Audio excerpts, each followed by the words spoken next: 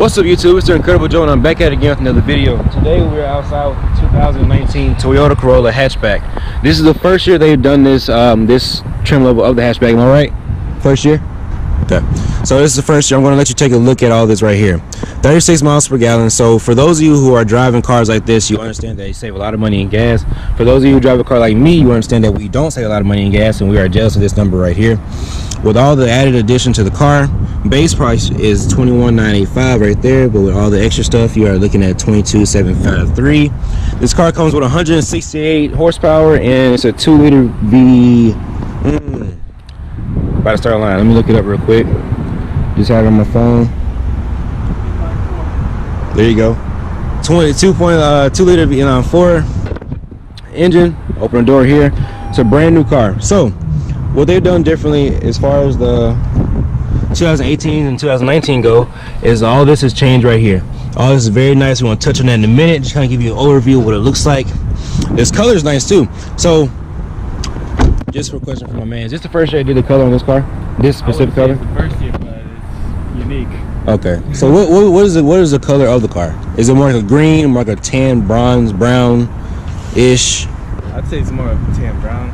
Okay. Tan bronze. Either way, it's nice. This is not an average color of a Corolla. No, it's not, and it's really nice.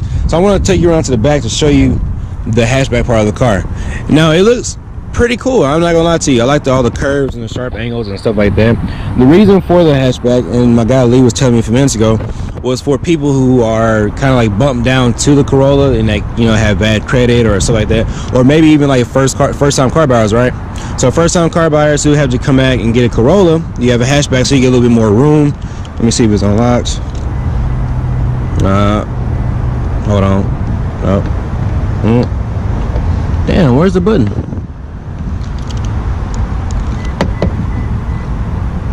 Hey Lee, you want to get this for me? Okay. So which one is it right here? Yeah. All right, I wasn't hitting it. So you look in here, you have a little bit more space. So for those of you moms who are just not getting to cars where you need more room for your kids, it's a small space, but you have enough space for your groceries and stuff like that. You look down in here and you have storage right there. You have storage on this side as well. You pop this open and you have your spare right there with your jack and things like that. So as far as the space of the hatchback, you do have enough space to put things that you need in there. You look over here, and the back seat room is a tad bit different too. Now I'm 6'1". Hey Lee, you want to hold this for me real quick? I'm 6'1", and I fit in here just fine. The seats are pretty much a decent amount back because I was in the front seat on the way here. But you do have enough room here to move around. You have your storage right here in the door. You have your cup holder right here. You can get out, no problem. So for those of you who are taller, you can fit in the car just fine. I got you, Lee, appreciate it. You can sit in the car just fine without any complications. Seat belts here, cup holders right there, boom. So you got 2, 1, 1, and then of course you got them in the front as well. Now I like this look on the seats. If they were leather, this would look even better because it'd be like the diamond tread stitching right there, but it's not. But it does give you that kind of that look and feel. So Lee, if you wanted to turn the seats down, is it a 60-40 split? Yep, it sure is. So there you go. Let the seat down, and now you have even more room for your groceries, or for your moms who have like lamps that want to, you know, smaller lamps, things like that. And it's not just for the moms out there; it's for the dads out there too, parents in general. This is more of a family type car. You don't have the automatic button to let it down, but it's not very tall. So if they're older or shorter people, you can very much so reach the top of the thing. There you go. And I'm guessing there's a button to release the gas cap, like on most Toyotas. So you come here, boom, pop that up, and now your gas cap is open. They didn't change that. So I know a lot of newer cars, what they did was they put like they took the gas cap off and they just put like the hole right there so that you can't really siphon anybody's gas. Yeah, that's true. Right. So that's the outside of the car. And to be honest, Lee, what is your take on the outside of the vehicle? What's your favorite part about the outside? Obviously the hatch. This is all about it. Right. That is actually my favorite because it's the meanest part of the car. The rest of the car looks like a Toyota. It looks like a Corolla. It's nothing aggressive, anything like that. But if the front of the car matched the back, this would be a pretty aggressive looking car. I saw, no, you know what? I actually did see one on the highway the other day. I saw one on the highway the other day. And it was like a, what color was it? It was more like this. It was this color right here. It was that color right there. So Did it look more nice? no, it was the same. It was the same. I didn't know what it was until it drove past me, but I actually saw it on the highway. That was the first time. So like I said, people are going to buy the car. So it is most definitely not just a car that sits on the lot. How long is this? And this is the only one you guys have on the lot. How long has it been there? This is the only one, dude. There was more, but they sell out quick. So there you go. People are getting this car, and it's not a very much of a problem. Now, one thing I noticed on the outside is the back door is shorter. That is, of course, because of the hatchback. Right. So there you go. But that's not much of a problem. Now, what I'm going to do is going to take you on the inside of the car. We're going to go over the functionality of the infotainment system, and I want to let you know how all that stuff goes.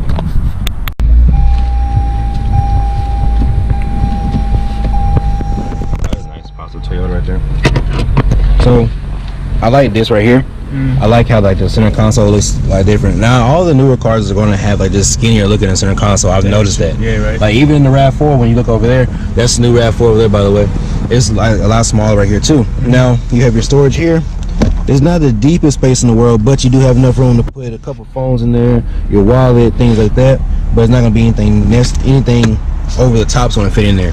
You're looking here, you have your glove compartment. It's pretty deep as well. This is it's about average size, but this up here changed in the newer model of the Corolla. So I noticed that the vents are different. Of course, it's more of a little BMW feel to it. That's exactly what it is. Okay, I said Audi earlier, but that's exactly what it is. BMW. So all this up here changed. All this is nicer.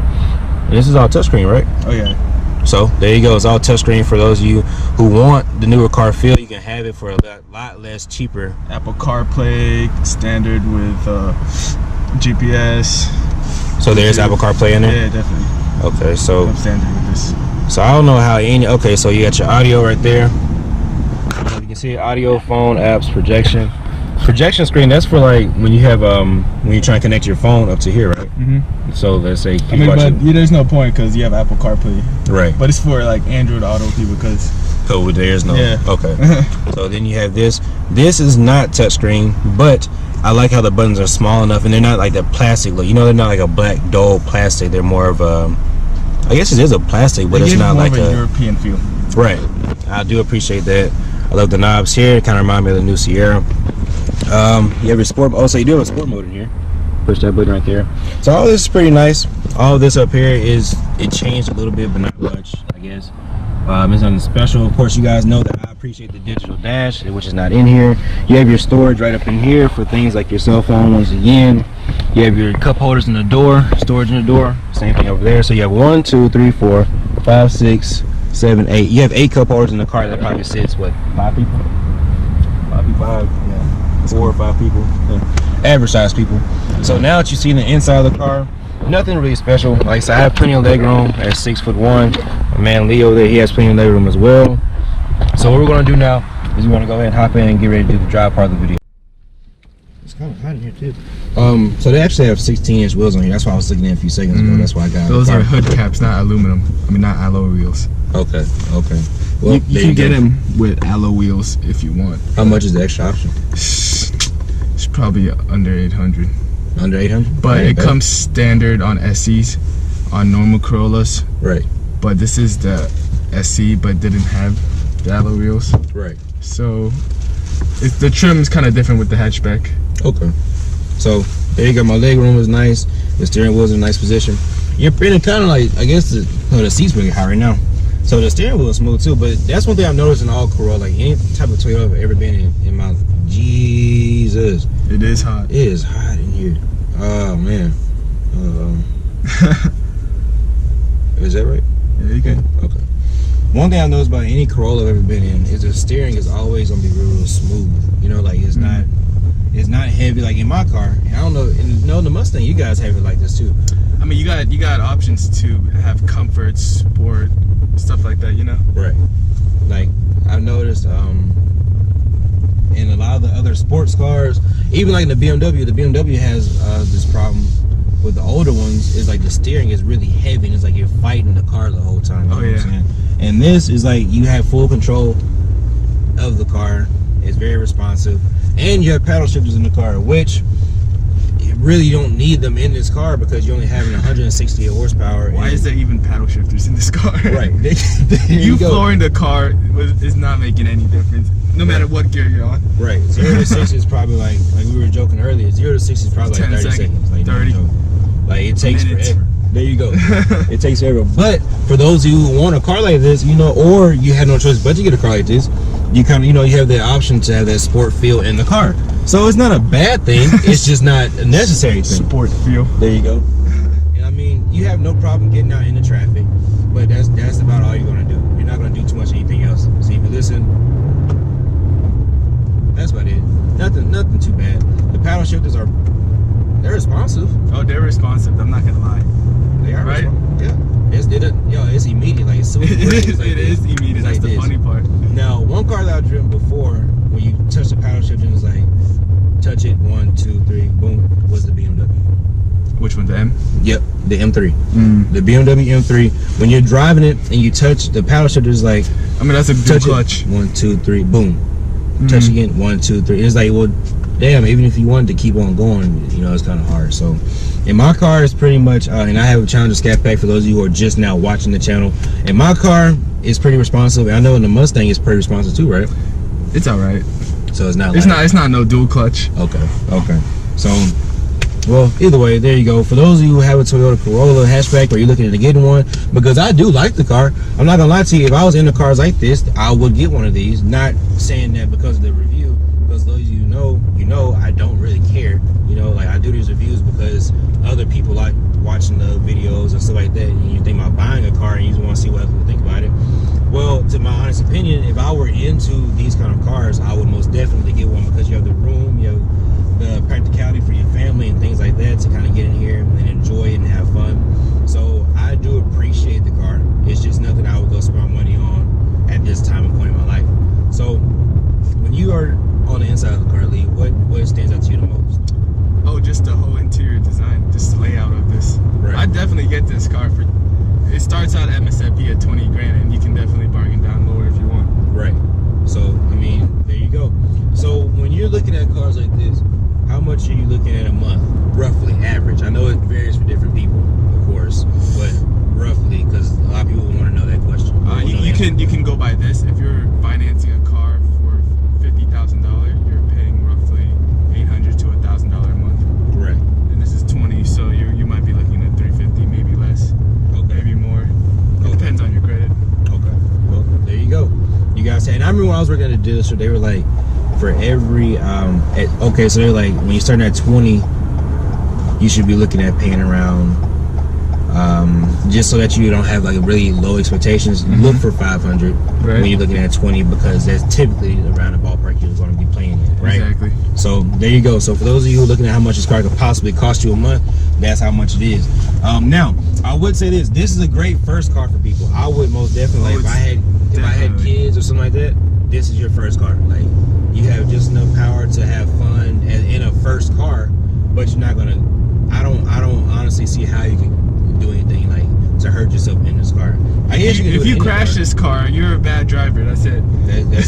You should have been driving anyway, dog. Like, you should have stayed in my car a little bit longer. So, like, I like it though. I like the feel of it. I like how responsive it is. I like the room. I like the space. The seats are actually seats are hugging you too. I didn't notice that too. Right. Like, they actually hug you when you're turning. It kind of supports you. Like in my car, the seats are made for like big people. So, you know, there you go. Overall, if I had to give this car a score, I'm gonna give it an 8. The only reason I said 8 is because I feel like it could have been a lot more power. So yeah, I give it an 8 because of the power, not because of anything else. Like I said, when it comes to anywhere, it's fine. Okay. When it comes to, like I said, the practicality of it and why you're buying the car, you're not buying this car so that you can go out and race your friends. You're buying this car because, 1, either you have bad credit, 2, it's your first car, 3, you really can't afford anything else, but you want something nice and new. So I would give this car an 8 just simply because of the power, but that's because I'm a power junkie and I like fast cars. That's just me. So Lee, if you had to give this car a score, the lead score, what would you give it? I give it a 7.9. It's just a great car. There you go. You really can't complain about the car because you got to know why you're buying this kind of car. So you have your push start button. It's not using the keys anymore, like I said, and it's a foreign car. So for those of you who want to ride foreign, you can most definitely do this in this car. Right, your Toyota, because it's a foreign. There you go. That's it. So I hope you guys enjoyed this video. like I said, overall this is a great car. It's great on gas. So for those of you who are looking to save gas and you want a newer car and a nicer car, this is the car for you. You were talking about the Camry is really nice as well. Oh, the Camry's real nice. Right, and so they have good gas mileage too. I don't think it's 36 miles per gallon. It's like, it's high. It's high. I wouldn't say it's 36 high. He drives an S550 Mustang, so he gets the struggle that I'm going through when it comes to gas and getting gas every 3 days. So, and gas prices are pretty high. Like I think they're like 208 right now. So I'm speaking from a standpoint of somebody who pays a lot of money for gas. So for those of you who suffer like me, you would understand, like you would appreciate this car, and you would know, okay, well, this isn't that kind of car, so I'm buying it for this gas saving purpose. Because if I were to trade my car and just be done with power, this is the car I'm getting. Or like a Honda Civic or something, because at that point I'm trying to save gas money. So I hope you guys enjoyed this video. Like, subscribe, comment, share, notification bell. For those of you who have been subscribing and the ones that respond to my video I did yesterday about trading my car, I appreciate you, because all of those options were been taken into account. So I'll let you guys know in a video later on in the future whether I'm going to trade it or not. It all depends on how the channel is going and what car gets the best response. So I appreciate all of you for that. I appreciate all of you for subscribing, and I appreciate Lee for allowing me to do this video. This is pretty cool. I do like this car, little buttons on the steering wheel and stuff. But like I said, oh, Lee, you want to give me information? That way they know, like, they want to buy the car, where to come to, or I'm gonna put his information in the description as well when I get his business Link card. is in the description below. There you go. That's it. But I'm gonna close this video now. Stay tuned for the next one. Have a nice day. Peace.